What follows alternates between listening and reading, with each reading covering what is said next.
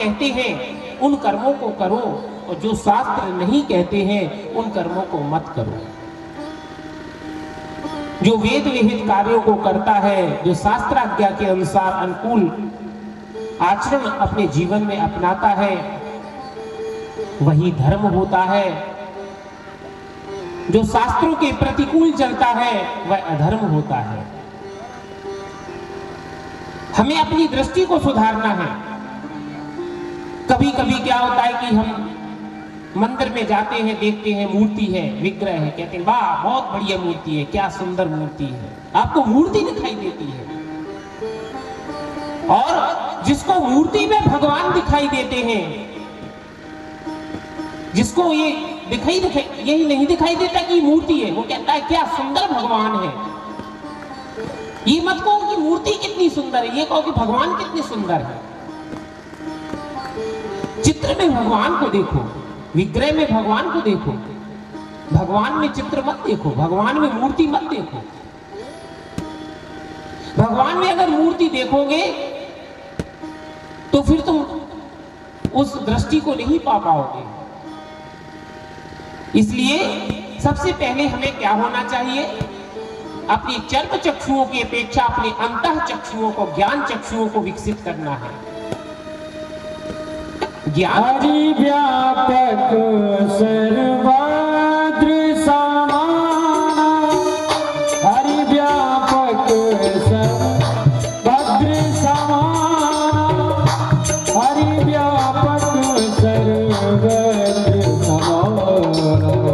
प्रेम से प्रगट होए में जाना, प्रेम से प्रगट होए में जाना, होए में जाना।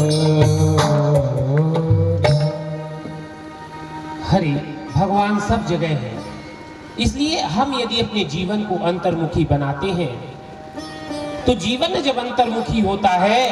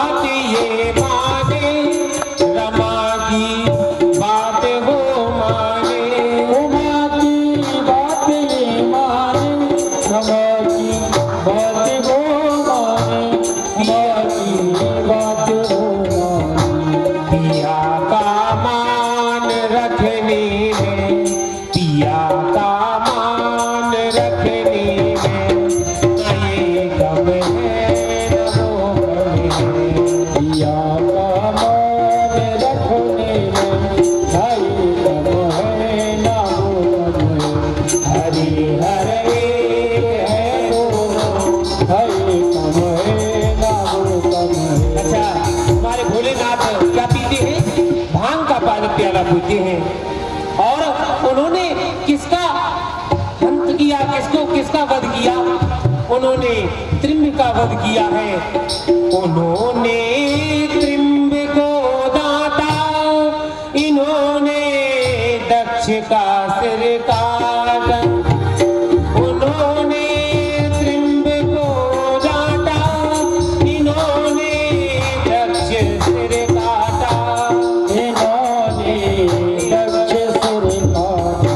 ससुर घर ससुर अपमान करने में, ससुर अपमान करने में, ये कम है न वो कम है।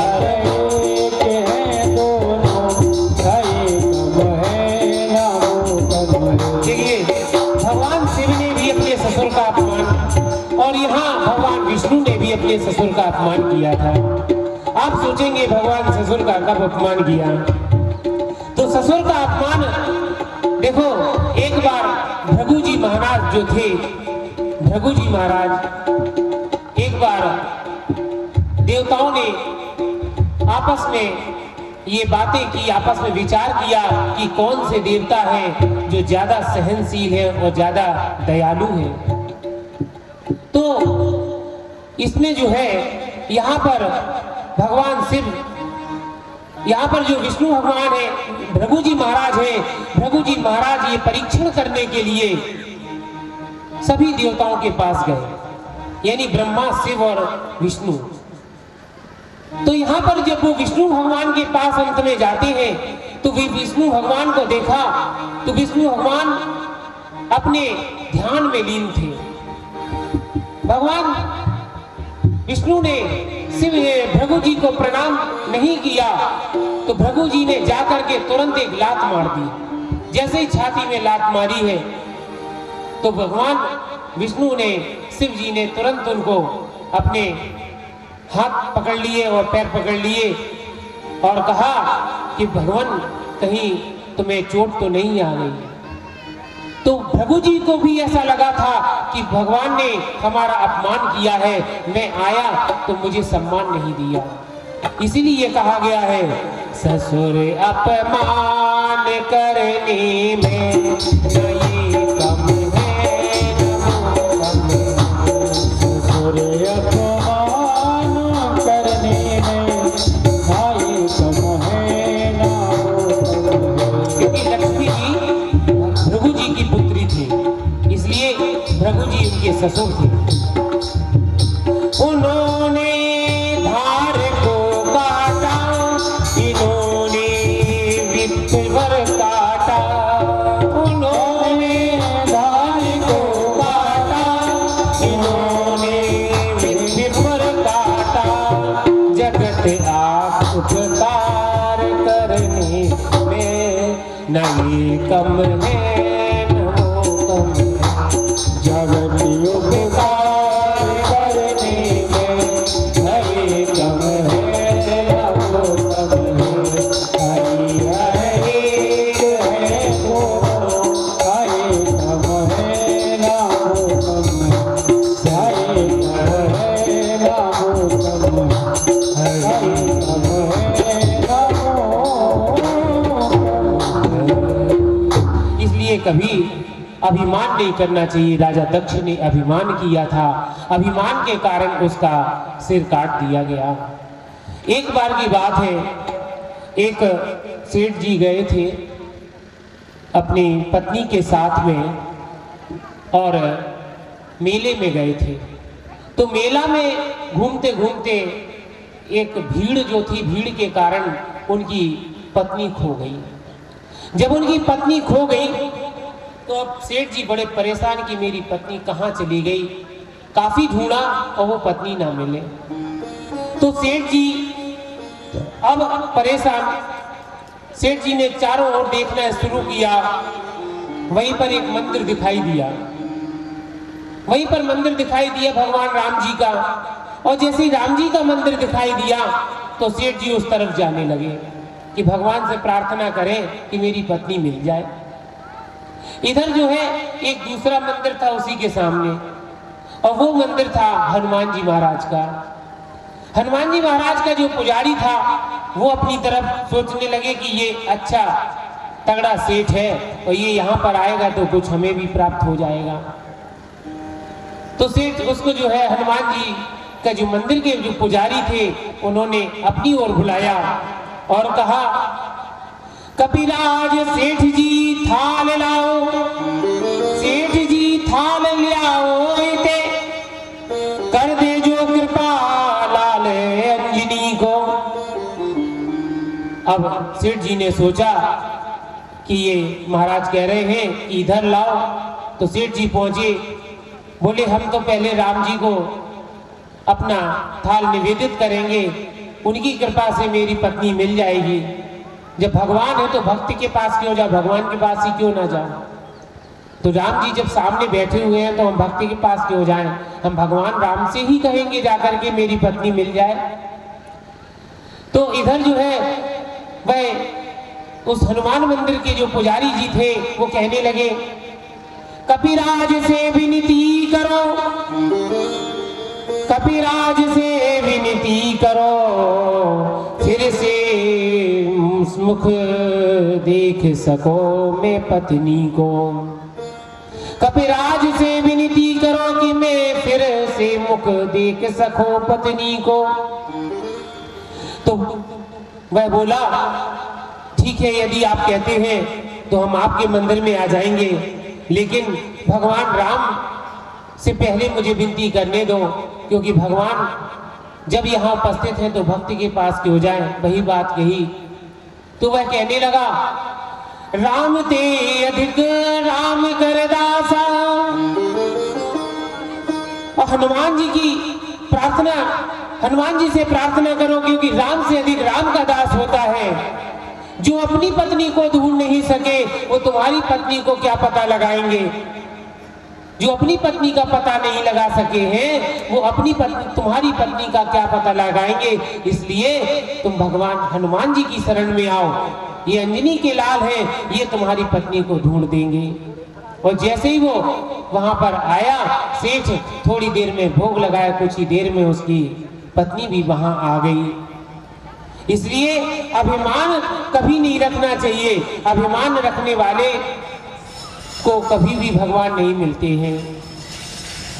इस प्रकार से राजा दक्ष और भगवान शिव का वृतांत सुखदेव जी महाराज ने कहा।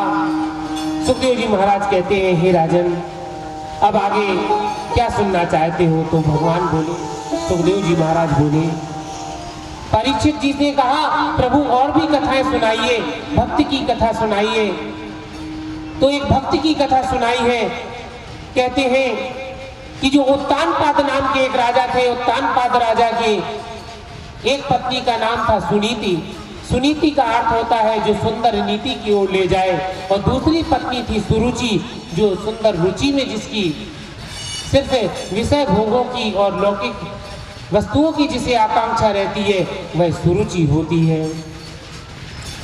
इस प्रकार से जाए उत्तानपादस्य सुनीति सुरुचिस्तयो सुरुचि प्रेसी पत्युर्नेत्रा तत्सुतो ध्रुव। इस प्रकार से ध्रुव जी महाराज जो उनके पुत्र थे सुनीति के, राजा ने सुनीति को त्याग दिया और सुरुचि को अपने पास रख लिया है। सुरुचि से विवाह किया।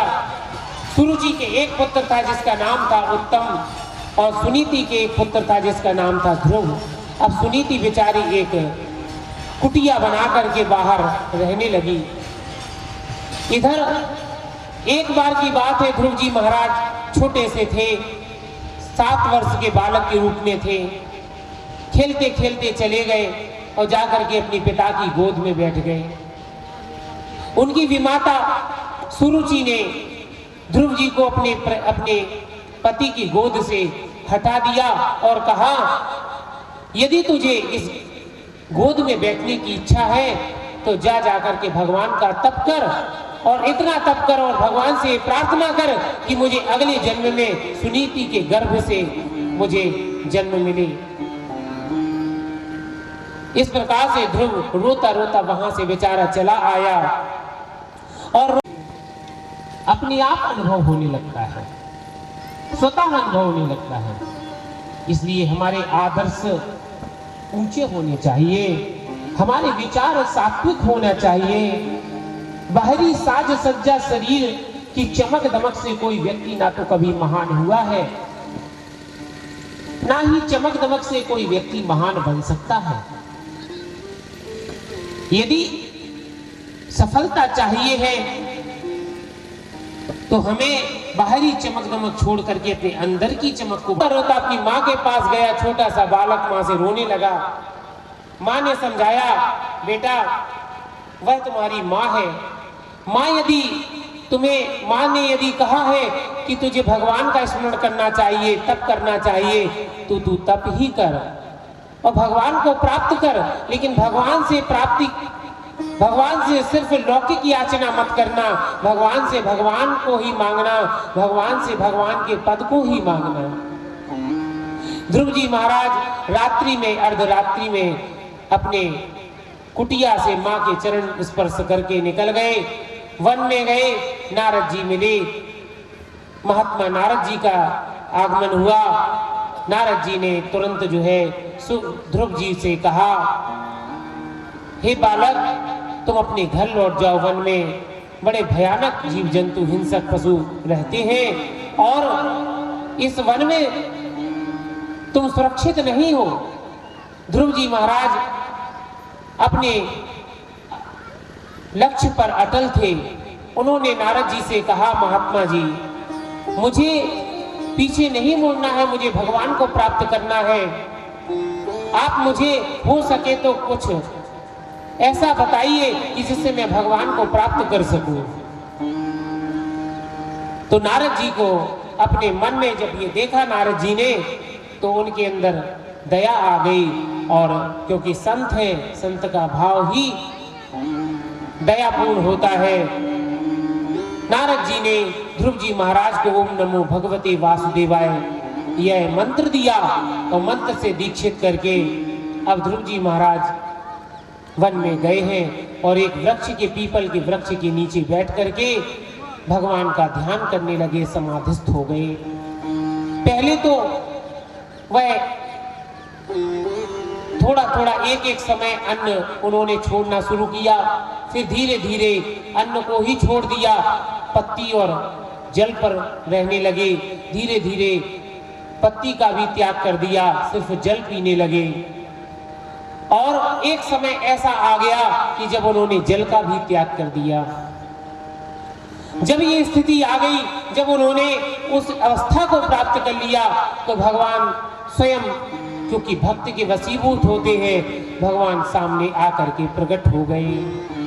और जैसे ही प्रकट हुए हैं, ध्रुव जी महाराज ने देखा तो क्या देखते हैं सामने, तददर्शनेनागता साधु साचितः बबंदतांगम विनम्य दंडवत। भगवान को देखा है और देखते ही भगवान से प्रार्थना करने लगे ध्रुव जी महाराज।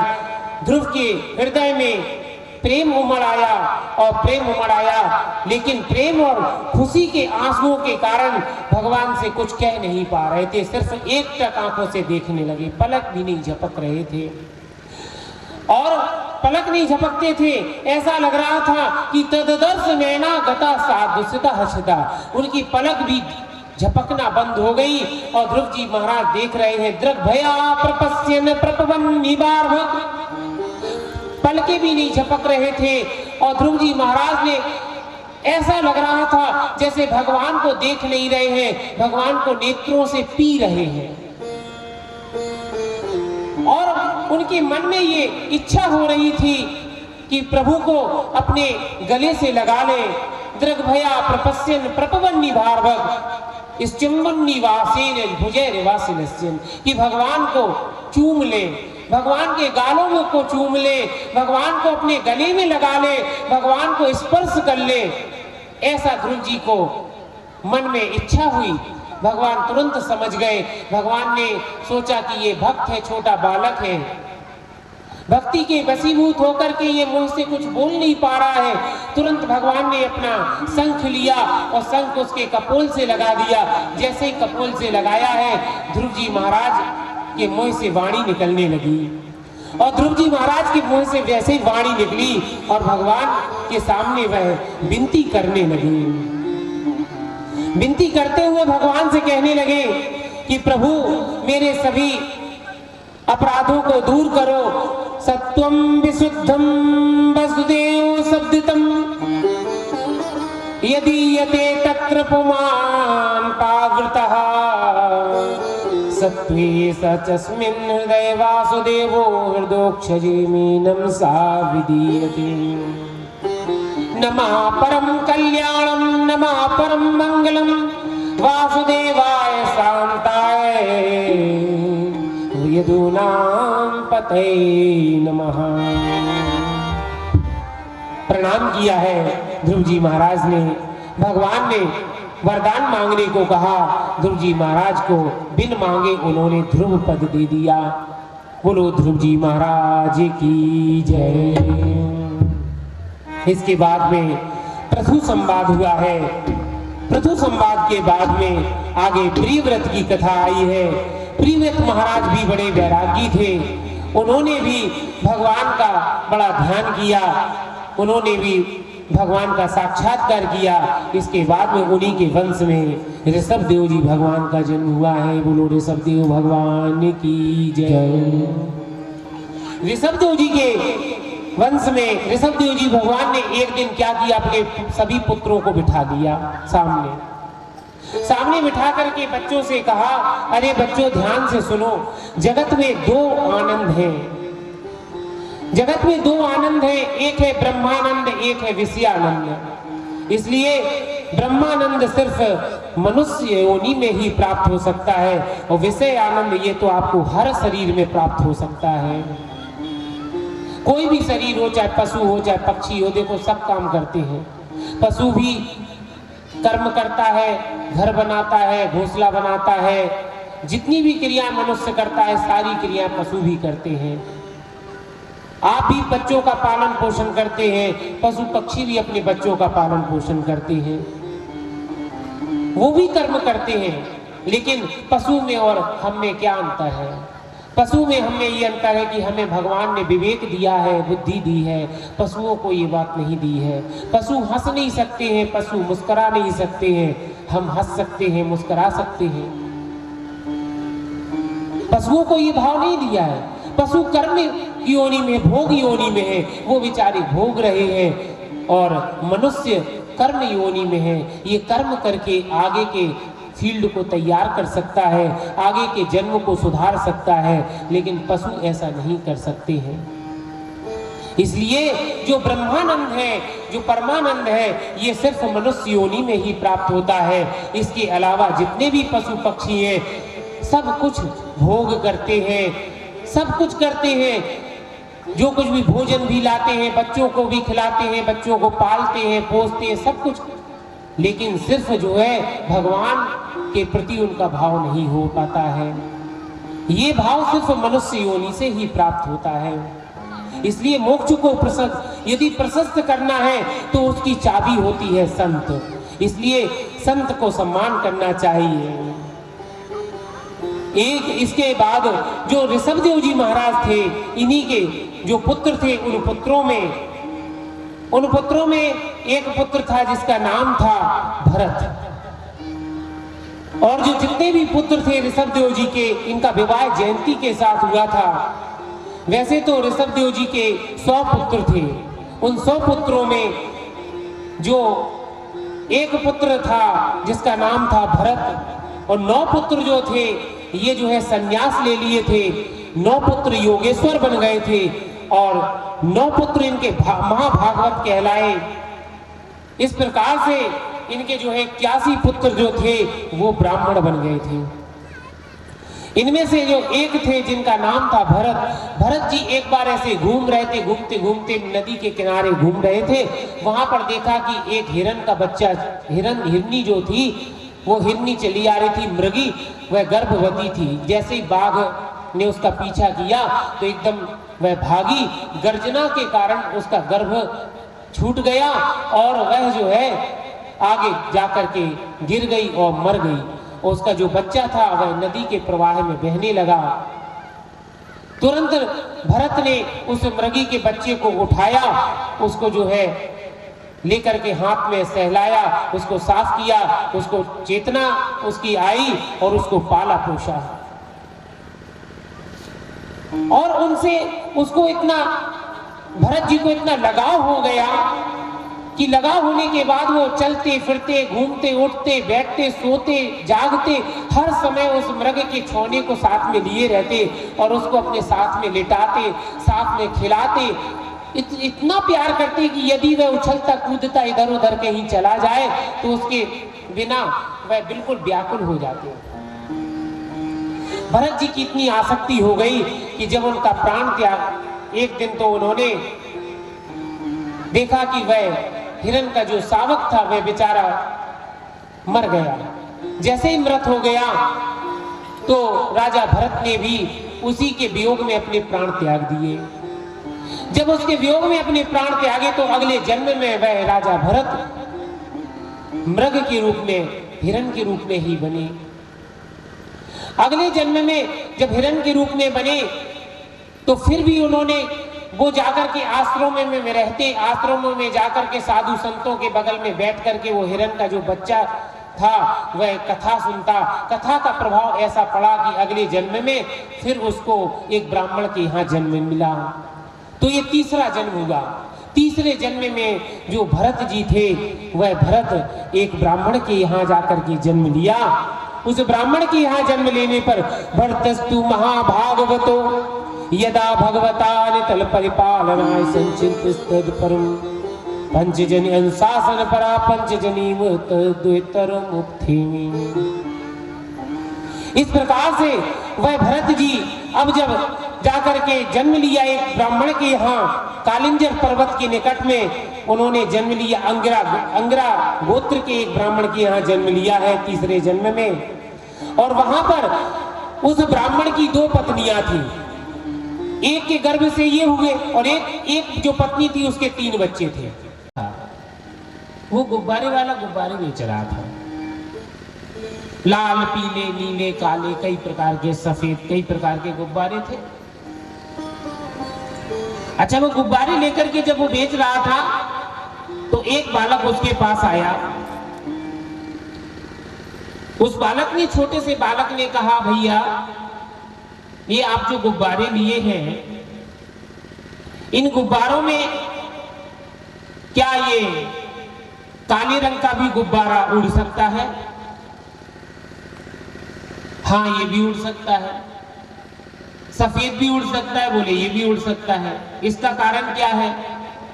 बोले इसके अंदर जो है, जो हवा भरी हुई है, यह हवा इसको जो है इस वायु के कारण ये उड़ता है। मतलब गुब्बारे के अंदर जो शक्ति है उड़ने की वो किसके कारण है? उसके अंदर भरी हुई हवा के कारण। तो जब अंदर भरी हुई हवा के कारण है मतलब अंतर्निहित है।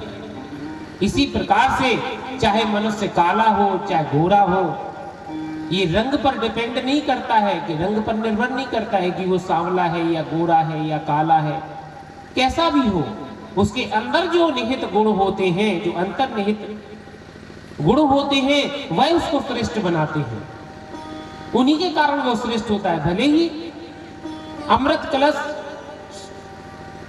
स्वर्ण का कलश हो, उसमें यदि विष भरा हो तो वह स्वर्ण कलश किस काम का? व्यक्ति के अंदर उसके अंतर्निहित गुण ही उसको महान बनाते हैं। इसलिए मनुष्य की सफलता का रहस्य उसके रंग रूप में, गोरे काले में नहीं होता है, उसके आंतरिक गुणों में होता है। जिसके पास जितनी अधिक आंतरिक ऊर्जा होती है वह व्यक्ति उतना ही ज्यादा सफल होता है। इसलिए यदि देखो तो ख्वाब है ये जिंदगी, देखो तो ख्वाब है जिंदगी, पढ़ो तो किताब है जिंदगी, और सुनो तो ज्ञान है जिंदगी, मिलो तो महान है जिंदगी, हंसो तो आसान है जिंदगी, रो तो वीरान है जिंदगी, और पूछो तो सवाल है जिंदगी। यदि सफलता को पाने के लिए धैर्य, आत्मसंयम, परिश्रम, दृढ़ विश्वास और लगन होना चाहिए, अपने कार्य के प्रति निष्ठा होनी चाहिए, अपने कर्तव्य के प्रति व्यक्ति को सजग होना चाहिए। लापरवाही और ढीलापन ये उसके कर्म उसको जो है नष्ट कर देता है। इसलिए त्याग, तपस्या, सूझबूझ, बुद्धिमत्ता को जीवन में रखना चाहिए। दूसरों के प्रति सम्मान की भावना होनी चाहिए, कृतज्ञता होनी चाहिए, ईश्वर में विश्वास होना चाहिए। इसके लिए बहुत आवश्यक होता है कि हमें आलस्य का परित्याग करना चाहिए, आलस नहीं करना चाहिए। निरंतर क्रियाशील रहो। निरंतर जब हम क्रियाशील रहते हैं, आलस का परित्याग करते हैं, तो इसके परित्याग करने से बिना मतलब सहजता से ही बड़ी से बड़ी सफलता भी मनुष्य को प्राप्त हो जाती है। कोई लक्ष्य बड़ा नहीं, जीता वही जो डरा नहीं। जीतता वही है जो कभी डरता नहीं है। जो पहले ही डर जाता है वो आगे बढ़ ही नहीं पाता है। इसलिए आगे बढ़ने के लिए हमें जो है अपने अंतर्निहित गुणों को बढ़ाना चाहिए, अभिमान नहीं करना चाहिए। एक सज्जन थे, जा रहे थे ससुराल जा रहे थे तो मार्ग में उनके मित्र मिल गए। बोले भैया आज तो सर धस के बढ़िया, कहाँ जा रहे हो? बोले भैया ससुराल जा रहे हैं। चलो साथ में चलना हो तो तुम्हें भी घुमा लाए अपनी ससुराल में। बोले चलते तो पहले से बता देते तो चलते, अब कपड़े अपड़े धुले है नहीं है और बिना कपड़े धुले हम कैसे चले? अरे कपड़ों की चिंता ना करो, कपड़े तो हम दे देंगे, तुम चिंता ना करो, हमारे पास रखिए कपड़े, हम अपने कपड़े दे देंगे, पहन लो चलो। भैया वो तैयार हो गए चलने के लिए। साथ में उनको अपने मित्र को ले गए बड़े प्रेम से अपनी ससुराल। और ससुराल में जब पहुंचे तो एक पड़ोसी के यहाँ गए। पड़ोसी ने पूछा भैया, रिश्तेदार से बात की, भैया आप तो आए, आपके साथ में ये कौन है महाशय? बोले ये हमारे मित्र हैं, बड़े परम मित्र हैं। हम आ रहे थे तैयार होके, रास्ते में जी मिल गए। हमसे कहा कहाँ जा रहे हो? हमने कहा ससुराल जा रहे हैं।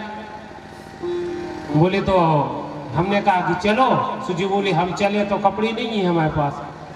सो हमने कहा कपड़े की चिंता ना करो, कपड़े तो हमारे हैं। सो हमारे हमने अपने कपड़े दे दिए, सो इन्हें पहन लिए, सो आ गए साथ में। अब वहां से चले तो उस मित्र ने कहा यार क्या बात हुई है, तुमने कपड़ों के बारे में क्यों जिक्र किया? अरे तुम्हें हमसे मतलब, कपड़ों से क्या मतलब है? अरे कपड़े के बारे में ना कहते, बता देते, हमारे मित्र हैं आए साथ में। अरे तो अब हमने जो बात थी सो कह दी, अब उसमें क्या बात? अच्छा चलो कोई बात नहीं। थोड़ी देर में आगे पहुंचे। शाम को एक निमंत्रण किया रिश्तेदार ने गांव में, फिर वहां गए तो उनने पूछा भैया ये कौन है?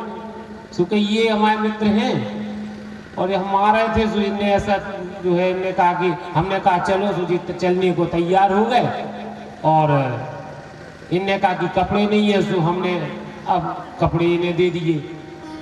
अरे फिर नहीं ये कपड़े जो है, बस इतने चुप हो गए। अब वो आगे चले, फिर तुमने कपड़ों का जिक्र किया। फिर दूसरी तीसरी जगह पहुंची, तीसरा व्यक्ति मिला, उन्होंने पूछा वही प्रश्न। बोले आप हमारे जो है मित्र हैं, हमारे साथ में आए, ऐसी ऐसी बात है। और कपड़े, अरे कपड़े इन्हीं के हैं, खुद के हैं, ये अपने कपड़े पहने हुए हैं। अच्छा तो तुमने कपड़ों का जिक्र ही क्यों किया? वो बोला यार कपड़े के बारे में क्यों जिक्र किया बार बार? कपड़े मतलब व्यक्ति के अंदर जो होता है वही निकालता है, जो होता है अंदर वही निकालता है। जिसके अंदर जो कुछ भी होगा वही निकालेगा। इसलिए हमारे अंदर वह होना चाहिए जो आप सामने वाले को अच्छा लगे। यदि हमारे अंदर भगवान का भाव होगा, कथा होगी तो कथा निकालेंगे, और हमारे अंदर अपशब्द होंगे तो अपशब्द निकालेंगे। तो हमें प्रयास ये करना है कि अपने अंदर से ऐसे व्यर्थ की बातों को ना निकालना चाहिए जिनसे जो है जो निरर्थक शब्द होते हैं उनका कोई मतलब नहीं होता है।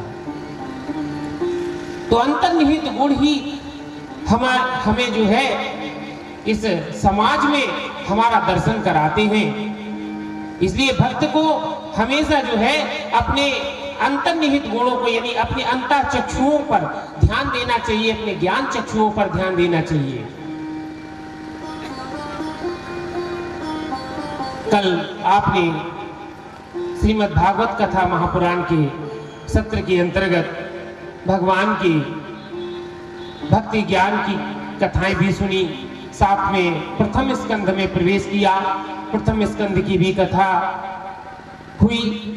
उसमें जो है आगे चल करके इस कथा में आपने सुखदेव जी महाराज का भी जन्म का वृतांत सुना। सुखदेव जी महाराज, सूत जी महाराज सौनकादि ऋषियों से कहते हैं हे मुनिवर, अब आप क्या सुनना चाहते हैं, बताइए। तो उनके सुनने के अनुसार उन्होंने शौनक जी के जो प्रश्न थे उनके उत्तरों के ही तादात्म्य में शौनक जी से सूत जी महाराज कहते हैं, हे शौनक जी, देखो, जब सुखदेव जी महाराज का यहाँ जन्म हो गया, भगवान वेद व्यास ने जब कई ग्रंथों पुराणों की रचना की, लेकिन उनको जब शांति नहीं मिली, तो शांति न मिलने का कारण उन्हें समझ में नहीं आ रहा था। वो बड़ी चिंता में मग्न थे। उसी समय वहां पर नारद जी का आगमन हुआ। जब नारद जी आए तो नारद जी भगवान का कीर्तन करते हुए आते हैं, श्रीमन नारायण नारायण हरि